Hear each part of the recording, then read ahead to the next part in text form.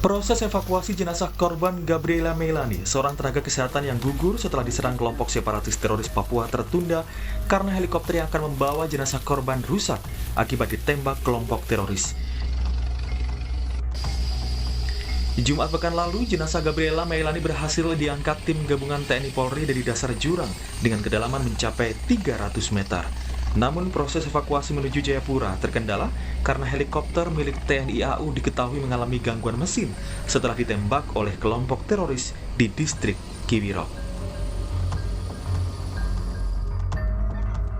Sementara para tenaga medis lainnya langsung dibawa ke Rumah Sakit Martin Inde Jayapura untuk mendapat perawatan medis. Motif penyerangan kelompok separatis teroris terhadap nakes di distrik Kiwirok diduga merupakan aksi balas dendam atas penangkapan 2 anggota KST bersama 5 pucuk senjata pada awal September lalu. Sangat menyedihkan. Kemudian mereka paksa untuk bicara dengan pimpinan yang ada di Jayapura agar membebaskan 2 orang yang ditangkap di Batom dan kembalikan 5 pucuk kami. Itu tuntutannya. Jadi jelas motifnya. Jadi salah satunya cara ya kita harus tumpas mereka supaya tidak lagi mengganggu pembangunan di daerah. Gugurnya tenaga kesehatan Gabriela Meilani yang diserang kelompok separatis teroris di distrik Kiwirok Senin lalu meninggalkan duka mendalam bagi keluarga.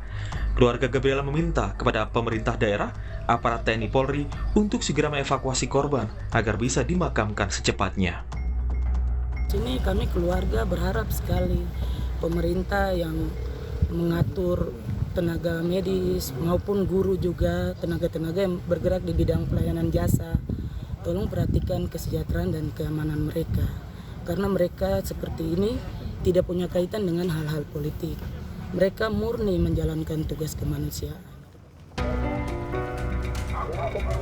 Ketua Pengurus Ikatan Dokter Indonesia IDI wilayah Papua meminta pemerintah dan aparat keamanan menjamin keselamatan para tenaga kesehatan di Papua. IDI Papua turut menyesalkan penyerangan yang dilakukan kelompok bersenjata terhadap fasilitas kesehatan yang justru seharusnya dilindungi oleh pihak-pihak yang bertikai. Telah menyampaikan surat dalam arti ke gubernur yang meminta kepada pemerintah daerah Provinsi Papua beserta TNI Polri ya untuk menjamin khususnya keamanan dan keselamatan tenaga kesehatan yang bertugas di seluruh wilayah Papua.